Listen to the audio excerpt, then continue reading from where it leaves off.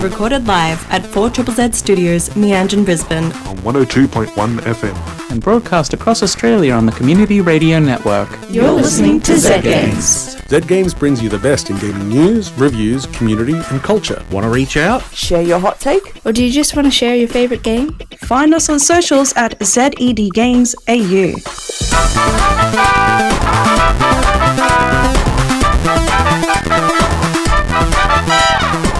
Hey Hazel, I hear you've got something for me. I do. We've got a special Z rewind to an early episode of Z Games with the original host, Razor Ray, that he's given us. It's an interview with Yahtzee, Ben Croshaw, who actually used to live in Brisbane. That sounds great. Let's listen. Yeah. High five. Hi, and welcome to Z Games. Recorded live at 4ZZZ Studios in Brisbane. And broadcast nationally across the Community Radio Network. Z Games brings you the best in gaming news, reviews, community and culture. From across Australia to around the world. Listening to Z Games, 4ZZZ 102.1 FM. Our next guest is a professional video games journalist who, as well as being a contributor for Hyper and PC Gamer magazines, is very well known for his weekly video game review series Zero Punctuation. Joining us live in the studio is Yahtzee. Nice to be here. Hello, Brisbane, etc. You got that information from our Wikipedia page, didn't you? Yes. You have a Wikipedia page. That's pretty cool. Because I haven't written for PC Gamer in a long time, but it's still up there for some reason. Okay, I'll have to change that. Thank you very much for joining us here on Z Games, my friend. Well, I figure since apparently I've already been on this station without my knowledge, then it would serve us all well to fill in the blanks, I guess. Yes. Of course, most listeners would know you probably from your Zero Punctuation video game review series. Can you tell us about the early days of Zero Punctuation? Well, I've told this story a few times, but it was about over 2 years ago now, and I'd just broken up with a girlfriend for about 5 years. And I was waiting on a call for work from a temp agency, and I was feeling very depressed and very angry at a game I just played. So I'd been knocking around this idea for a while to try and make a video for the internet without using any actual video making equipment, like just with still images that I made in Photoshop and with a narration added later. So I did a review of the Darkness demo that was on PS3 at the time and put it online on YouTube. It got about 100,000 hits very quickly. The Escapist came to me with a contract, and I've been doing them weekly for about 2 years. Can you explain to us how you go through and create each episode? Well, usually I start off with playing the game, and I'll usually do that over the course. Well, it would help, wouldn't it? I mean, I know some journalists who just take the pay packet, but yeah, you start off playing the game. I don't take notes or anything, just play it, and then whatever's fresh in my mind, I'll write down, and I'll set aside a couple of days, like Monday and Tuesday, to write down the actual scripts, and then I'll. The big part of the job is making all the actual images, because it is just a slideshow, yep. And then I've 200 images that I have to make individually. So that takes about 3 days to get all that done. When I was first doing them, I could do it all in about a day because I was really into the idea, but now it's the job, you know? Yeah. You kind of structure your week around it. And putting all the images together and recording the narration is the quick part. I can do that in about a couple of hours, usually over the weekend or on the next Monday morning. And the video goes up the following week. So it's about 3 weeks from the release of a game to the actual review of it. So I always get people saying, when are you going to review Blur? When are you going to review Blur? 3 weeks. Yes, in 3 weeks after it comes out. Can I ask you what game you're currently playing? Currently, and this is going to be a massive poo storm. I should say that sometimes I swear by accident, so get your hands ready around any small children you got listening. But I've been playing Final Fantasy 13, which is a very, very, very widely popular series. Yes. And they're probably not going to like what I've got to say about it. Let's just say that. we have to admit we haven't been hearing great things. Well, neither have I. I do try to avoid reading other people's reviews because it kind of affects my own recollection of the game. But yeah. So I usually try to not read any hype or reviews while I'm working on the review. But with a game of this high profile, you can't really avoid it. Yeah. People are saying like it's really boring for this first 20 hours, but it gets better later. But that's never been an excuse in my book, because you've got to get through that first 20 hours. Well, exactly. I was talking to someone earlier, and he compared it to having to punch yourself in the balls before you can jerk off. Yeah, I hope you did have your hands ready next to your kids' ears just then. Now, your reviews are known, as well as being hysterically funny at times, you're known for being scathing and cynical. Have any games publishers ever contacted you about the nature of your review? Surprisingly, not so many publishers. I do get a lot of communication from developers, the people who actually make the game rather than who actually distribute and sell it, because I tend to get on well with them because they always agree with me, even when I review games they've made, because they're always like, all the things you said in your review, those are exactly the same things we said to the publisher, but they wouldn't give us any more time, money, or whatever resource they'd run out of, and they just had to speed things out for deadline. Yeah. Do you ever find yourself being overly critical of a game because that's what your audience would expect? I get accused of that an awful lot. I do genuinely have pretty high standards for games because I play so many of them, but a lot of times I do feel I have to focus on the negative, because even on the games I really like, because no one else will, someone has to. Yeah. And that's something a lot of people who mail me tell me they appreciate. Cool. Yeah. Last year you compared two similar games, Infamous and Prototype. Yes. With a surprising outcome. Can you tell us more about that story? There's another thing from the Wikipedia page, isn't it? Well, at the end, because the two games, Infamous is a sandbox game where you play a superpowered guy who has the option of being a good guy or a complete asshole to everyone he meets, like zap them in the balls and throw them off of bridges. And Prototype is another sandbox game about a guy who's also superpowered, but in a slightly different way, where you can also be a complete ass to people, but in a much more spectacular way. And these games came out within a week of each other, so it seemed like a strange coincidence to me. So it was almost inevitable that in the review of the second game I would compare the two, so I put them head to head while I talked about all the different features, and came to the conclusion that they both got very similar setups, but they're both very different games at the end of all that. So I couldn't honestly make a decision on which one was best, because I liked some things from someone, some things from another, and it was generally even Stevens. So I said at the end of the review, if you want me to declare a winner, I'll hand it to the first developer who shows me a picture of art of the other game's main character wearing a woman's bra. Did you ever get a picture of the main characters? They both were on board for this. Brilliant. It's not as a because the two studios knew each other, and there was a lot of friendly rivalry going on apparently. But they were really keen to do this, so they sent some extremely bizarre images to me. Not just the woman's bra, like both of them also interpreted my request to include unicorns and rainbows. And, fantastic. And some very frightening Vegas showgirl sort of outfits, but it was very strange. So I wrote a special article on The Escapist about it, and that's actually what started me writing a weekly column as well as doing the video. So yeah, I guess interesting things came out of it, although it's something I don't like to look back on. Yeah. So they're not up in your study, your workroom, on the wall? No, not exactly. I got a picture of my dog pinned up next to my desk, and that's about it. Yeah. Now, Yahtzee, can you tell me what is your most hated game of all time? It's so hard to pick. I think the game that I think is the absolute worst game I've ever reviewed, because I can't say which is the worst game ever, because the obvious answer is E.T. for the Atari 2600. No game is going to be worse than that. And if you're not counting commercial games, just go to Newgrounds or something and search for everything that got 1 star, because you should see what gets 5 stars on that fucking site. But the worst game I've ever reviewed would be Too Human, which was a third-person hacky-slashy shoot 'em up from Silicon Knights, who made surprisingly excellent Eternal Darkness for the Nintendo GameCube a few years back.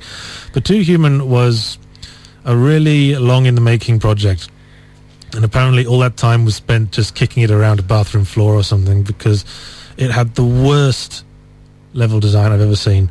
And if you're going to make a game about Norse gods, which it was about this like futuristic guy who was based on Balder, the Norse god, and he's mates with Thor and Odin and all those guys, then at least make them interesting.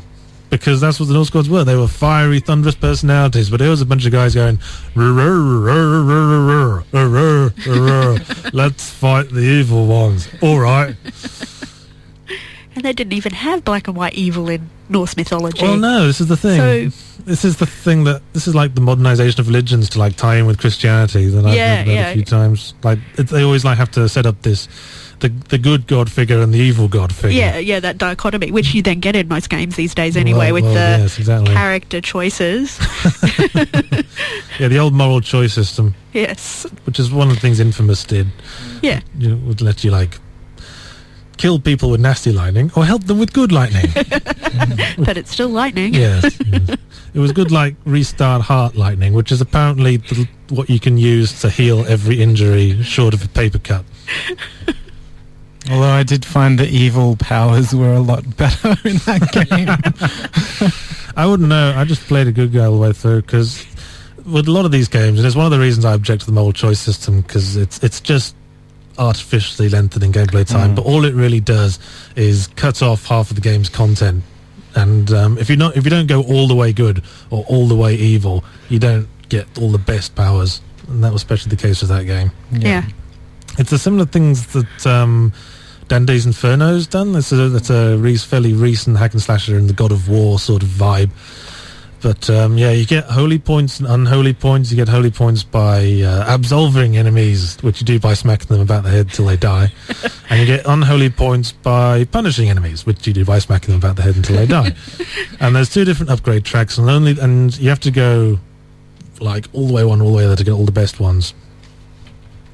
But the game doesn't even judge you for taking unholy points. I don't even know what the point is. So back into your mysterious past. How pre facial hair. What do you mean? How were you introduced into the world of video games? What was your first console or first games you remember playing? The first console I ever had was a thing called the Philips Video Pack, which was called the Magnavox Oddity outside Europe, and it was, I didn't know this till years later, but it was basically the main competitor to the Atari 2600 that was way worse. And I remember having a game called Munchkin, which was just Pac-Man, but the main character had antennae as well. And apparently they got sued for that, as you might expect. But yeah, I remember when I was something like 6-7 years old and out in the living room playing Pickaxe Pete, and that's the only name of the games I remember. There was another thing that was sort of war game that all that I remember about is that at the end of each round, all the characters would salute, and then there'd be a second's pause, and then they'd all dance about into crazy music, and then the ones that lost would all just put hands on their hips looking like assholes. I wouldn't say it really got me into gaming. The console that really got me into gaming, or gaming platform rather, was the Commodore 64. Yep. Yeah. Which I had when they actually had to use cassette tapes for games. Remember that? Mm-hmm. Yeah. Yes. Shift, run, stop, press play on tape, go get a book for half an hour. Make a sandwich, play in the yard. Yeah, so it was good for your, you did get outside. But yeah, the first game I ever had on the Commodore 64 was Fantasy World Dizzy, which was a series of games that I don't think were ever released outside Europe, about little adventure games where you're an egg jumping about, for no better reason than because an egg is an easy sprite to render on a Commodore 64. And I got really into that. I used to do like my own Dizzy comics when I was really young, and that moved into like trying to design my own games on pieces of paper, with just trying to storyboard it out when I was from the age of like 8 onwards. And so I've been pretty much playing all the console generations up to then. There have been moments of extreme poverty in my life when I've missed out on console generations. Like I was really out of it for the Nintendo 64 era, and none of those games have aged well. I look back on something like Mario 64, which everyone says is a classic, but I was never really I could never really get into. I actually preferred Mario Sunshine on the GameCube, which to a lot of Nintendo people I know is like spitting in the face of Christ. I've still never finished it, but yeah, it was a pretty good game, and I definitely know what you mean about Mario 64. I remember playing it when it was new and thinking this is incredible, but going back and playing it, you think this camera is a piece of... Yeah. We've figured out how that all works now. Yeah. But you mentioned, designing adventure games on paper and stuff when you were a kid. You've designed a few games since then? Yes. Have you been working on anything lately? Well... Oh shit, my phone's ringing. I didn't... You're supposed to turn it off. Yeah, I should probably do that. Now, go away. Sorry, it's just my business partner in the Manor Bar. I don't know what he wants. Probably wants to know how the interview went. Did you talk up the Manor Bar? No, but forgot what I was talking about now. Adventure game? Games. Yes, I've designed a few games. I've been designing adventure games because when I was younger I was really into the whole point-and-click adventure game sort of gameplay, like Secret of Monkey Island, all the LucasArts stuff. So I designed a couple of things. The first things I did was these terrible series of games in Visual Basic that I made on my school library computers. And after that, I discovered a program called Adventure Game Studio, which is basically custom-built stuff for that. And I made a couple of sci-fi games that got around a bit. A few years later, I picked it up again and made a series of games called the Mythos, which is the one that made me pseudo-popular before Zero Punctuation made me very popular. Mythos was a sort of series of horror games based around the concept of you're trapped in one location and with the number of rooms, and you just revisit all those different rooms over a series of days. I've also after that since then I've kind of lost faith in the whole adventure game model, the whole inventory puzzles thing. It's a lot of them are a little bit random.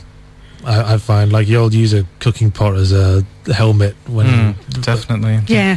I remember playing at Day of the Tentacle, your favorite one. Yeah. I needed the walkthrough because it was pretty much impossible to know that you had to put the spoon in the time machine and send it back in time without actually knowing. Yeah, there was some crazy puzzles there. I had no idea how you're supposed to figure this out, but there was one bit where you had to get a hamster and put the hamster in an ice machine, and then and then you had to take the go into the future and take the frozen hamster out of the ice machine, and then put it in a microwave. And then you had to get the hamster to run on a little wheel for you to generate power, but he wasn't warm enough, so you had to get him a little jumper. And you could only get a little jumper by getting a normal-sized jumper and putting it in a tumble dryer, and then putting 500 quarters in it so it wouldn't be finished until the future. And you had to go into the future again to get the tiny sweater. Well, I don't know why you couldn't just wrap some cotton wool around the little bastard. Bastards. That's why. Bastard game developers. But yeah, so the adventure gameplay, I kind of lost faith in for pretty much that reason. It's just so unintuitive a lot of ways.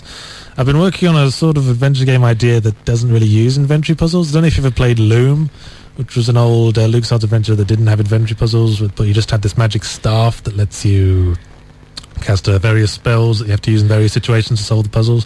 So I've been doing something based around that model where you've got a phone, and the phone's got this weird reality warping ability where you have to dial certain numbers and certain effects happen to the landscape. But that one's on the back burner at the moment. At the moment, I'm working on my first 3D game, which I'm making with a program called Unity 3D, which is a fairly easy to use, easy 3D stuff. And I'm trying to make a space game, because space games have been too dry and boring for too long. The only games you can play these days in space are something like EVE Online, which is like space as colonized by accountants. I played it for about a week, and it's like you got 50 spreadsheets on screen at any one time, and you don't actually control your ship directly, and it's so boring. Football Manager 2010. Exactly. In space. But doesn't space always make it better? Apparently not when you let nerds colonize it. So I think space should be an adventurous place. It's the final frontier. You should have like heroic space captains fighting monsters and snogging green-skinned alien babes. So I'm going to try and make... And I do like the feel of flying through space, that whole epic feel of bigness of the universe to explore. So that's what I'm trying to do, because it seems like it'd be an easy game to make. You just have to render a few planets and a whole load of bugger all. Yeah. Random space. Okay, well, we'll be back with Yahtzee right after this. You're listening to Z Games. On 4ZZZ with Z Games. Yes, Yahtzee is still here. Hello. We're going to talk about the Manor Bar. You're a part of that. Yes. Launching this Saturday at midday, right? Yes, indeed. What do you guys have planned for the launch? What do we have planned? Well, we've planned to open it. That'll probably help. We've got a lot of interest in the bar so far. Like something like the Facebook event for the opening day has got like 600 followers and we can only fit 50 people in the place. So we're anticipating having a big old queue.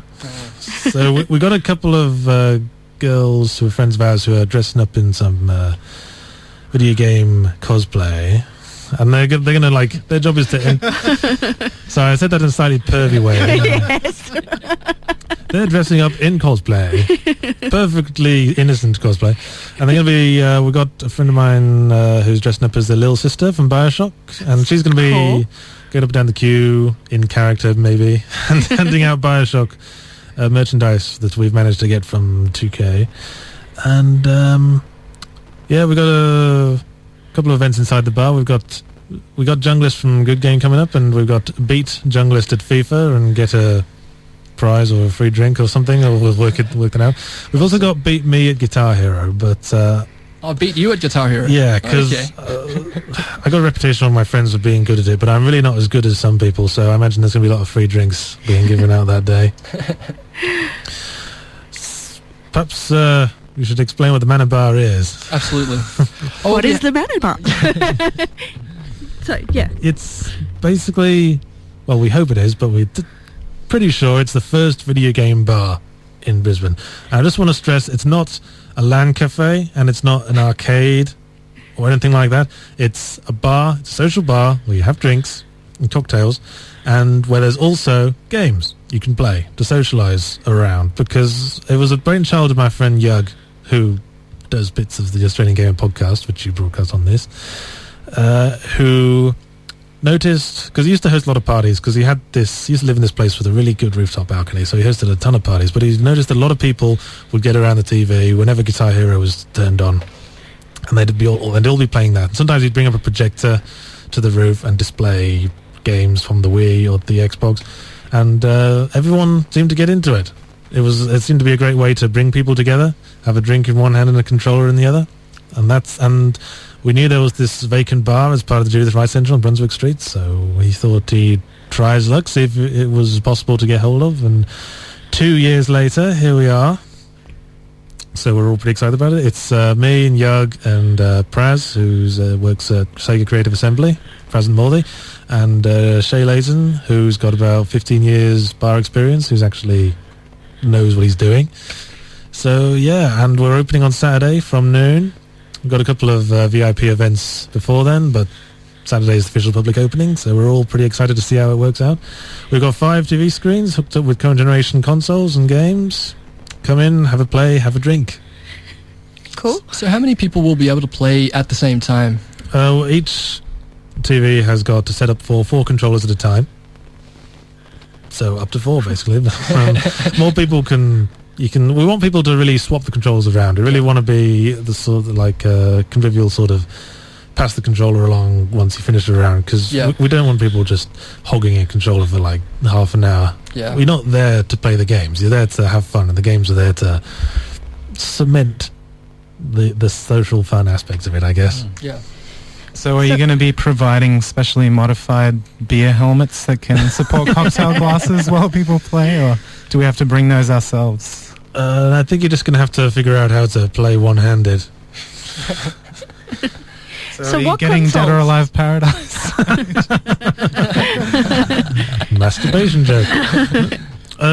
If it's popular. So which consoles are you going with then? All of them, or? We've got current generation consoles, as I said. Basically, hopefully all of them eventually. But you're starting with Wii, Xbox, or is it a secret? Yeah, we're starting with those. I've kind of been. No, we're working with game companies, and we're hoping to have all 3 consoles at some point. We do have most of what we want. We've got enough for the launch, but no buts. The launch is right. Everything's going to be fine. Cool. What are your actual plans for after the launch? Are you guys going to have regular events? Are people going to be able to hire it? We certainly are. We've got packages for hiring the bar for a few hours a night if you really want. Yeah. And that will run you a bit of money, obviously, because functions do. Yeah, we're running a business here, guys. But we're going to have regular events, regular competitions, regular Guitar Hero competitions. Possibly not with me involved, because I'm sure there are a lot of people who are way better than me who spend all their lives playing it because they're weird. We're also going to have regular trivia nights, which I will host. The first one is on Tuesday next week, assuming everything works out. So we've got some interesting prizes lined up for that. We got sponsors from various game studios. Great. What kind of trivia? What are we going to get caught on? Well, it's gaming themed. Yeah. But we don't want to do all gaming questions because that just stacks things too much in the favour of the hardcore, the enthusiast, shall we say? Yes. And we want to be an inclusive. Yeah. Excuse me. We don't want to be an inclusive sort of place. So it's 50% gaming questions and 50% general knowledge, just to throw the nerds off. Yes, actually, that would. I suck at general knowledge. But yeah, fantastic. So, Manabar opening this weekend. Yes, you're indeed. excited? Excited is one word for it. Yeah, terrified out of my mind would be another good one, because we're still putting things together, and our first VIP event is tomorrow night, and I have a horrible feeling we're gonna fling wide the doors, and then everything's just gonna go boo. Well, best of luck with it anyway. I'm sure it'll be awesome. I hope so. We're all looking forward to it. Thank you very much for joining us on the program, Yahtzee. Before we let you go, though, I've got what we call the Z Games Turbo Fire. Okay. We've got about 20 questions, and we've got 30 seconds to answer them all. You should be good at this one, right? Oh, Jesus. Okay, let's start it off. NES or Master System?